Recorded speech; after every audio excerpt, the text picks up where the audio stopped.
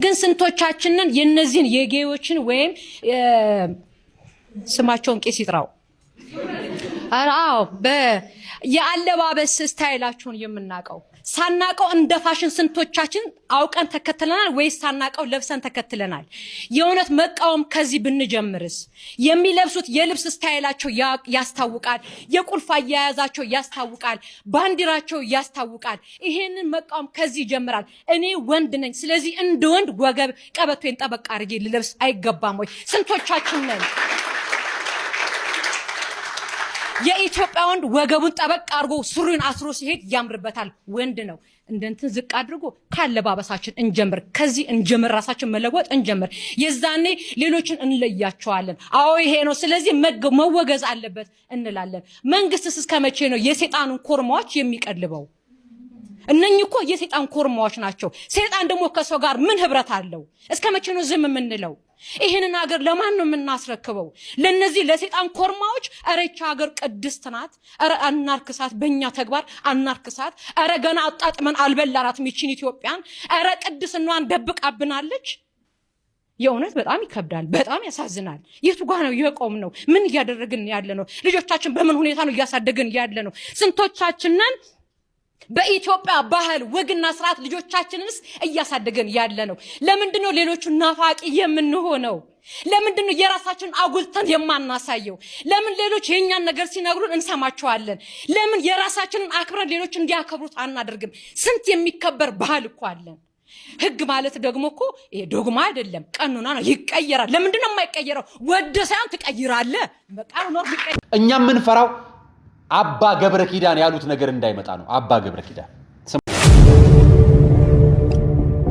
ስለዚህ እነዚህ ልጆች ከደህና ሰዎች መካከል አስቀምጣችሁ ከሆነ ችግሩ የናንተ ነው። አጠገባችሁ እንዳሉ ያወቃችሁ ከሆነ ችግሩ የናንተ ነው። የንስሐ አባቶች የናንተም፣ ገዳም የምታስገቡትም የናንተ። ስለዚህ ባካችሁ ይበቃናል።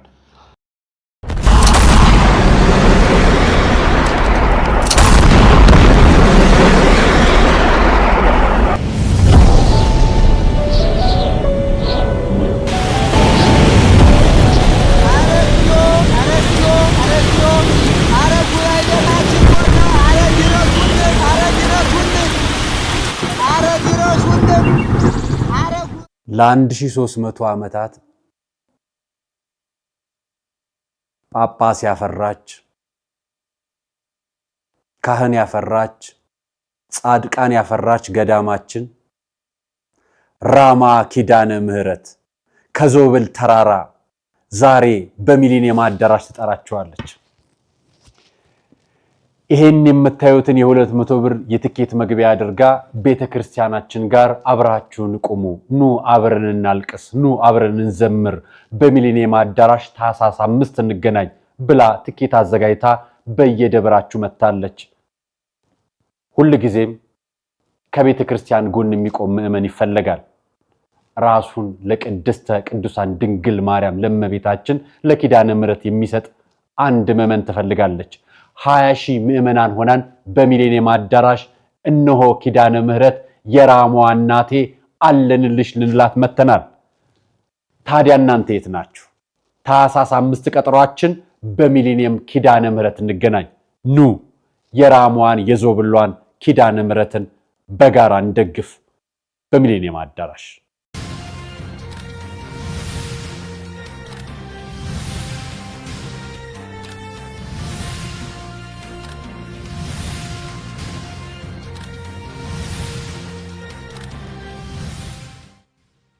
ከመሰላችሁ እናንተው ፈትፍቱት። ከጀርባ ከፈለጋችሁም ሌላ ቦታ ሄዱ። እኔ አምጥቼላችኋለሁ መረጃው። ከዚህ ጋር አያይዤ አንድ ጫፍ ልንገራችሁ። አንድ ጫፍ ኢኩዊቴብል ኢንክሉሲቭ የምትባለው ጉዳይ በሳሞዋ ስምምነት ውስጥ አለች። በዚህ ጉዳይ ላይ ኢንጂነር ዶክተር ስዩም አንቶኒዮስ ደጋግሜ ኢንተርቪው ሰርቼዋለሁ፣ ደጋግሜ ፕሮግራም ሰርቼበታለሁ። በሳሞዋ ስምምነት የሃይማኖት ተቋማት ጉባኤ ዋና ጸሐፊ የሆኑትን መግለጫ ሰጥተዋል። ነገር ግን በቃል ምላሽ ተሰጥቶናል። ኢትዮጵያ ውስጥ ይሄ ጉዳይ አይሰራም ብለዋል። ነገር ግን አምባሳደሯ ፈርመው ኢትዮጵያ አጽድቃበታለች። የኮምፕሬሄንሲቭ ሴክሹዋል ኤጁኬሽንን ጉዳይንም የኢንክሉሲቭምን አካታች በሚል የሉተራንት ቸርችንም ጨምሮ እዚህ ውስጥ የተካተተበት አሰራር ነው ያለው። ይሄ ዞሮ እዚህ መጥቷል። በዚህ አጀንዳ ሰሞኑን ይሄ ልጅ ማህበራዊ ሚዲያ አጀንዳ ነበር አይደል? አንዳንድ ሰዎች ኃጢአቱን ማውገዝ ብቻ አይደለም፣ በክፉ የሚጠራውን በክፉ እንደ ስሙ ጥሩት። እንደ ስሙ በደልን በደል፣ ኃጢአትን ኃጢአት፣ ክፋትን ክፋት፣ ነጯን ነጭ፣ ቀዩን ቀይ፣ ጥቁሩን ጥቁር ማለት አለበት። ይሄ ልጅ ቅዱስ ኃጢአት አልሰራም። ቅዱስ የሚባል ኃጢአት የለንም እኛ። በደል ነው። በሱ ብቻ አይደለም፣ በህዝቡ ላይ መርገም የሚያመጣ ነገር ነው። ይሄ ነገር ትንሽ አይደለም ብለናችሁ ነበር። በሃይማኖት ተቋም ስራ ለምንላችሁ ይሄው ፕሮቴስታንት ስር እንዴት እንዳለ እያሳየዋችሁ ነው። በወጣቶቹ ጋር ይሄው እኔ ያሳየዋችሁ ማስረጃ ነው። ይሄ አሉባልታና ምናምን አለ ማስረጃ ነው ያሳየዋችሁ። ማስረጃ አምጡልን። እንደማያካትት እንደሚናገሩት እንደሚሟገቱት እንደ ዶክተር ስዩም አንቶኒዮስ እንደነ ኢንጂነር ጌታሁን ያሙ ሌላ ማህበረሰብ ገጽ ላይ እንደሚሟገቱት እንደነሱ አይደለም የምነግራችሁ። እነሱማ ቤተክርስቲያናቸውን ንጹህ ለማድረግ መሰረት ክርስቶስም ላይ ወንጌላውያን ነው መካነ ኢየሱስም ላይ እየታገሉ ነው። አብረው የሚሰሩትን አመራሮቻቸውን እየታገሉ ነው ህዝቡን ነፃ ለማውጣት። ከዚህ ውጭ የምትታገሉትና የምትሰሩት ግን ከነዚህ ጋር ነው እየሰራችሁ ያላችሁ። በወክማ ስር ሙስሊም ሴት አለች። በወክማ ስር አንገቷ ላይ ማህተም ያደረገች ልጅ አለች። በወክማ ስር አንገቱ ላይ ማህተም ያደረገ ኦርቶዶክሳዊ አለ። በወክማ ስር ጴንጤው አለ። ይሄ ሁሉ አንድ ላይ ነው ወክማ ስር የተደራጀ። ወክማ ዶኔት የሚያደርገው ከማከማን ነው። ይሄው ከነዚህ በማስረጃና በመረጃ ነው የነገርናችሁ። ይሄን ነገርናችሁ። ነጠላ አጣፍቶ የምታዩት ይሄም ልጅም እኮ ቤተክርስቲያን የሚሳለመው ኃጢአቱን መደበቂያ ነው፣ በደሉን መደበቂያ ነው፣ ወንጀሉን መደበቂያ ነው። ቤተክርስቲያን መደበቂያ አይደለችም። የወንጀል የኃጢአት መደበቂያ አይደለችም። ኃጢአት ንስሐ ነው የሚገባበት። እኔ ንጹህ ነኝ ምንም አይደለሁም ተብሎ ሚዲያ ላይ ተወጥቶ ከተደሰኮረ በኋላ ተመልሶ እዛው ከተገኘ ቤተክርስቲያን መደበቂያ አይደለችም። እኔ አሁን የምፈራውና የምሰጋውን ነገር ልንገራችሁ። እንዲህ ነው እኮ ይሄ ልጅንማ ልናስተምረው። አዎ ምከሩት። አዎ ሂዱ ንስሐ አባት ስጡት። ሂዱ ንስሐ ስጡት። ይግባ፣ ሱባኤ ይግባ፣ ከእግዚአብሔር ይታረቅ። የራሱን ጉዳይ እሱ የራሱ ጉዳይ ነው። ነገር ግን እዛ ጸበል ቦታ ደግሞ እንደሱ አይነት 50 ሺህ እንዳያፈራላችሁ፣ ሌላ እንዳይበክል፣ ሌላ እንዳይደፍር፣ ሌላው እንዳይደፍረው፣ ሌላውም እንዳይደፍረው ተጠንቀቁ። መጀመሪያ የሚተላለፍ ኃጢአት ነው ይሄ ወረርሽኝ ነው። ይሄ ነው የፈጣሪ ቁጣ። ይሄን ነው የፈጣሪ ቁጣ የምንለው እኛ። አዎ ይገደል፣ አዎ ይወገዝ፣ አዎ ይገደል ምናምን። እኛ ገዳይ አይደለንም፣ እኛ ፈራጅ አይደለንም። የሚፈርድ አምላክ አለ። ነገር ግን ኃጢአት ነው። እንዲህ ብላችሁ ደግሞ የምትደሰኩሩና የምትመጡ ሰዎች አላችሁ። ሄኖክ ይባላል ልጅ። ከጀርባ ያለውን ባንዲራም እያያችሁት ስሙት። ይህ ቪዲዮ የምሰራው የአንድ ወንድማችንን ግብረ ሰዶም ነው ብላችሁ ደብድባችሁ ቪዲዮ ቀርጻችሁ ጀግና ነኝ ብላችሁ አደባባይ አውጥታችሁ ሼር እያደረጋችሁ ከታች ኮሜንት ላይ ሄዳችሁ ገደል ደብደብ ብቻ ማትሉት ነገር የለም።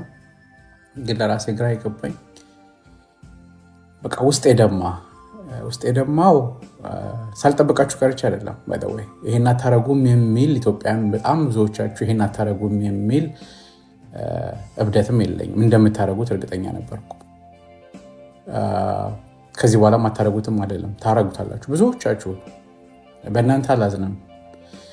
እናንተን ግን አስተማረም ብለው የሰበኳችሁ በቤተክርስቲያን ስም ተደብቀው ይሄንን ጥላቻ፣ ይሄንን ሰውን መደብደብ፣ ሰውን መግደል፣ ሰውን ማዋረድ ልክ ነው ብለው የሰበኳችሁን ሰዎች ነው ማዝነው።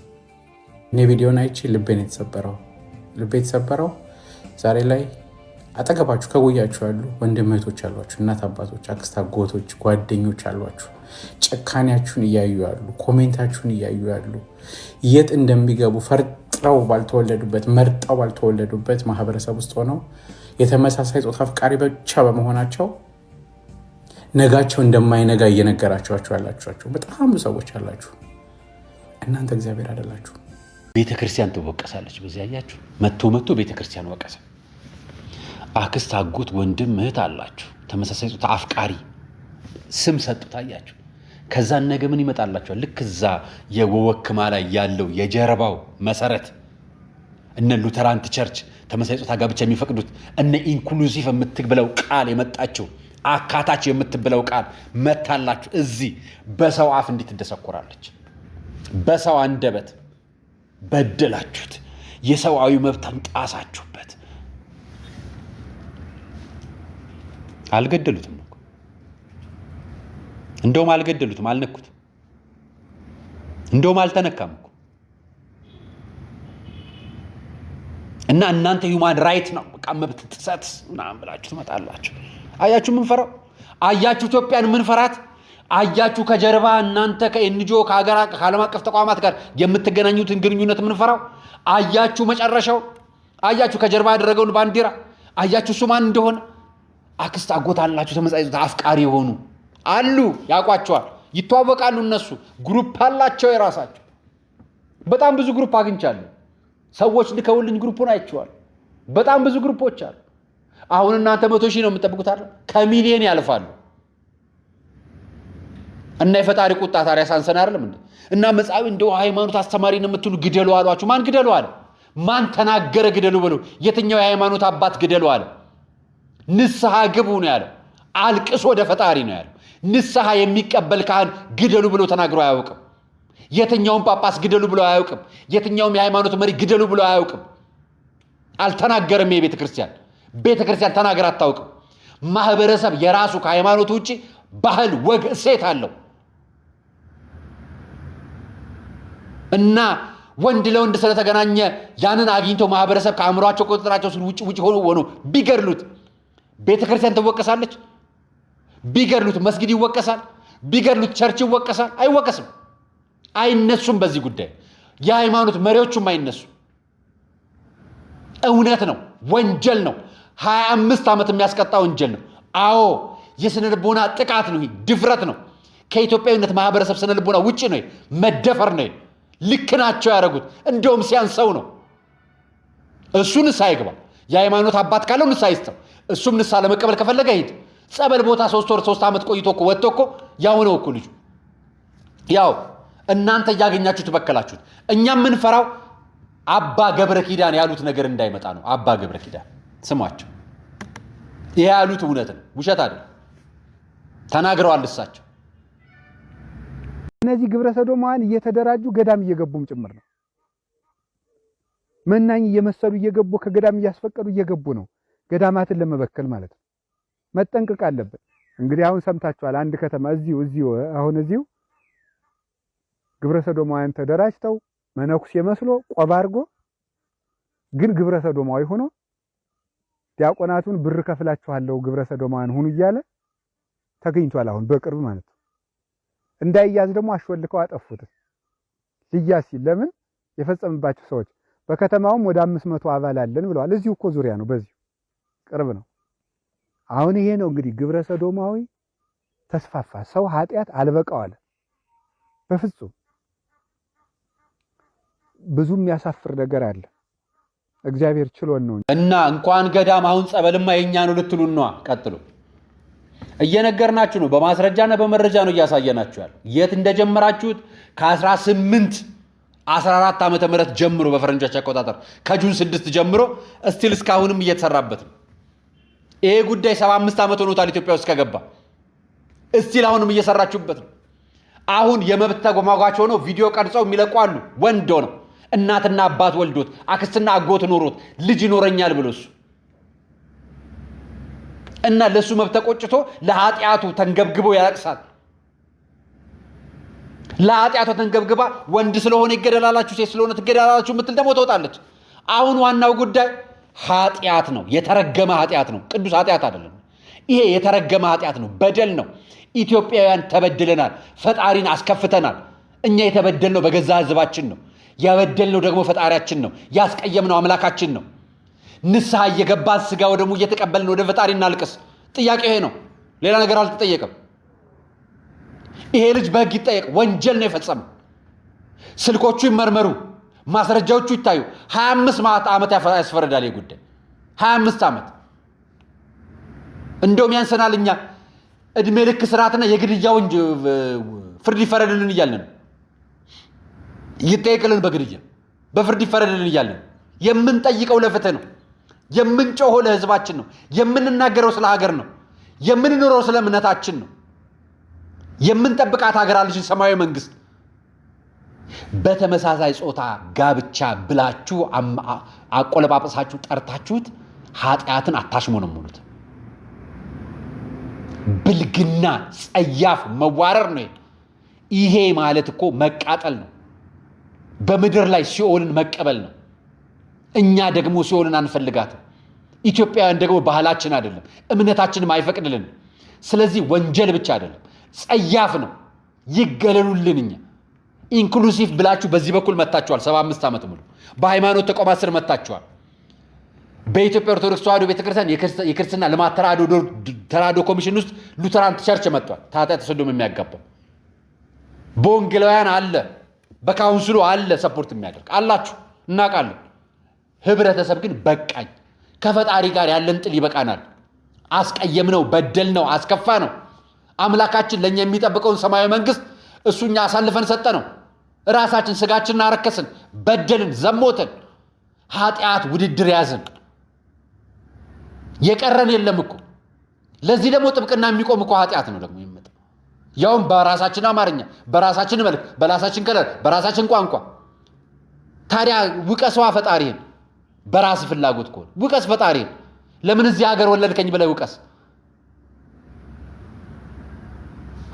እግዚአብሔር ይቅር ይበለ። ያለንበት ሁኔታ ይሄ ነው።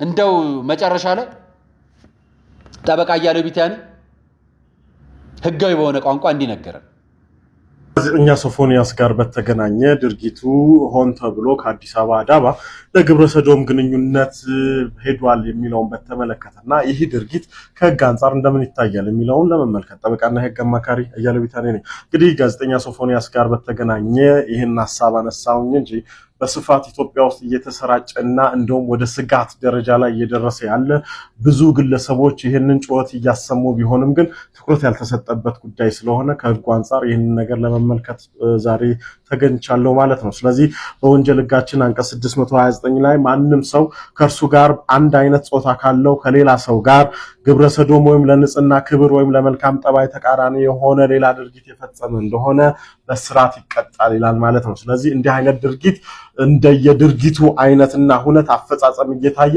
እስከ 25 ዓመት የሚደርስ ጽኑ እስራት የሚያስቀጣ ተግባር ነው ማለት ነው። በሀገራችን ወንጀል ነው፣ በሃይማኖታችን ኃጢአት ነው። በጣም ክፉ ኃጢአት፣ ያው ከኃጢአቶች ሁሉ የከፋ ኃጢአት ነው። ነገር ግን በንስሐ ይመለሳል እና ጸበል ቦታ እንዲህ ቦታዎች ሲሄዱ ገዳም እንዲሄደው እንደነበር አባ ገብረ ኪዳን እንደነገሩን ጸበል ቦታም እንዲህ አይነት ሰዎች ካሉ አውጧቸው።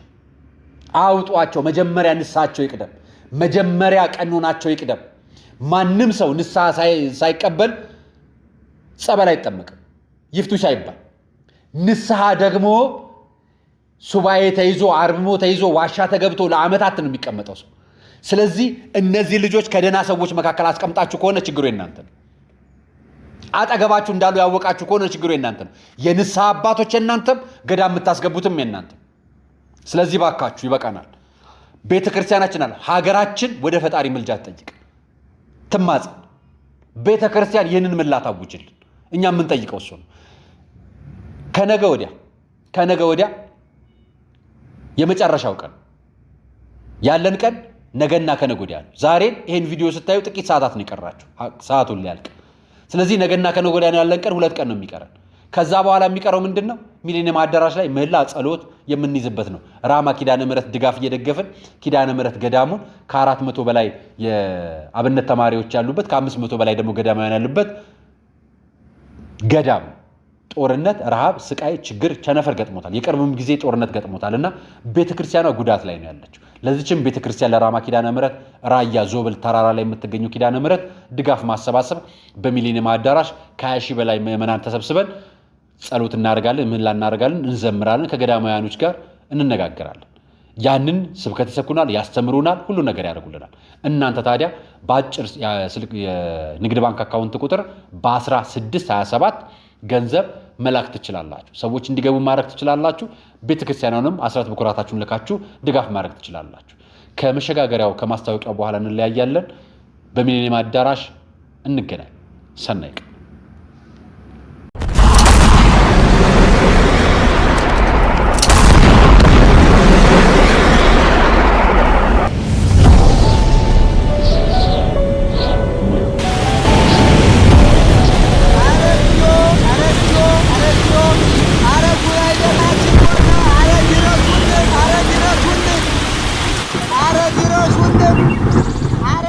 ለ1300 ዓመታት